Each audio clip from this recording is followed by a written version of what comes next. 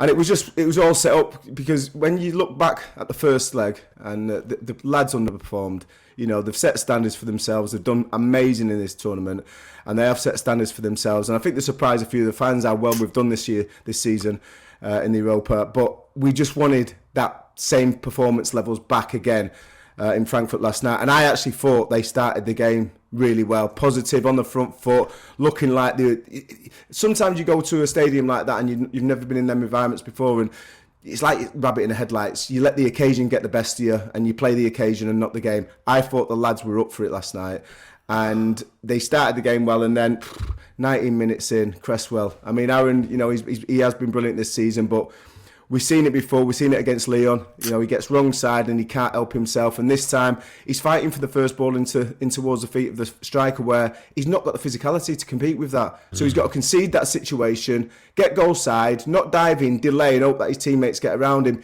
He doesn't do that. He fights. What he's ball watching instead of. It's not that he's ball watching. His decision making is incorrect. Right. He's going in with a lad who's physically stronger than him to try and compete for a ball where he's not really favourite to win it.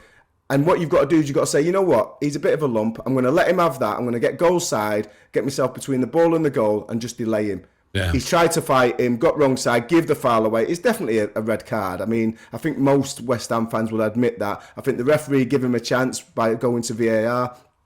And I think from there on in, the goal, Borough, well-crafted goal. I mean, they are really good football inside. They play good passages of play. You can see they've got a style of play and a way they want to play. And yet their home form's been murdered lately. How do you want that one?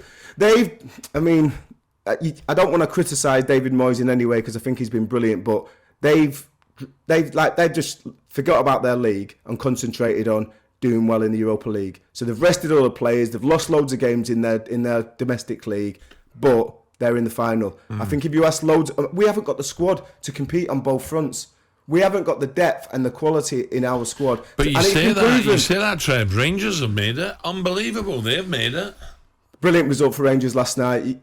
Undeniable what they've achieved. RB Leipzig, a real powerhouse in Europe, top side. Been there many times before, and Rangers superseded every expectation I had. Going into that game 1 down. Obviously the players played really well. They've got strikers missing out the side. They've got a new manager. Incredible. The fans played the part. The players were excellent, and to have players missing as well and still achieve that result. I mean, they'll be super proud of what they've achieved, and they'll be in Sevilla. Trev, what does David Moyes say to Cresswell? Will he say, how do you deal with that? Because he's playing a real rick, isn't he? And he's probably cost his team, if I'm being honest, 20 minutes into the game, and you make a mistake like that. And he's quite an experienced player, isn't he, as well? Of course. I mean, listen, Ray, you either learn or you don't. We mentioned it earlier, he did it against Roma. Slightly different scenario, but still he's last man. You can't be making the foul. He made the foul. This occasion, he is last man again.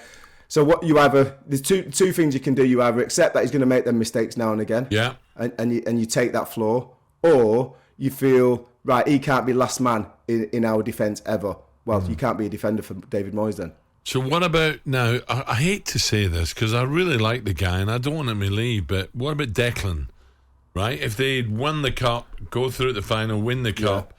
Go to Champions League. What about Declan now? Is that it decided he will leave? Listen, it's up to West Ham because he's got 3 years left on his contract, ultimately. I don't think he'll do a Dimitri Payet and down tools and throw his toys out the Prem. He's too professional. He's English. He's at home. He's Irish as well, but we won't go there. I don't think he would do that. I think he's too good a lad to do that. So what I would say is, Declan Rice is the best in his position, or one of the best in his position in the world. He's 22 years old. I think he should be playing European football. Now, if he goes to the club and says, this is me, this is what I'm feeling. So he should leave. I think the club have underachieved a little bit by not making Europe and getting to the Europa final. So I think he needs to be playing top four. But they might be able to keep him. If they want to do a bit of business, it might be... You look at Jared Bowen's numbers. I was listening to Sam earlier on the show, and Sam was saying about his numbers. When you put his numbers next to some of the top players forwards in the league, he's right up there. Maybe Jared Bowen will be the one that they let go and keep Declan Rice. I could see it going both ways, but Where would he go, Yeah, Trev? Where would he Declan's go? done amazing. Where would Bowen go? He would stay in England, I'm sure. Man Yeah, City, I mean, he wouldn't go Man City, would he? They've got too many players on the wide area. I think they're all right. Liverpool have got too many players in his position. Yeah, I agree. Where would he go then? So Wow, you're talking big shout. Manchester United. Oh, Manchester I think you know the situation with Mason Greenwood, the way that it's not quite happened on the other side of the pitch for them as well. You could see him going there. I think there has been interest from Liverpool, but I just feel they've just got Carvalho as well from Fulham. Yeah. I think they're all right in that position. So, but we'll see. But I hope he does stay because he's a fan's favourite. He's brilliant. I think all the rest of the boys look up to him as well. You know, his experience that he had in the Euros in the summer.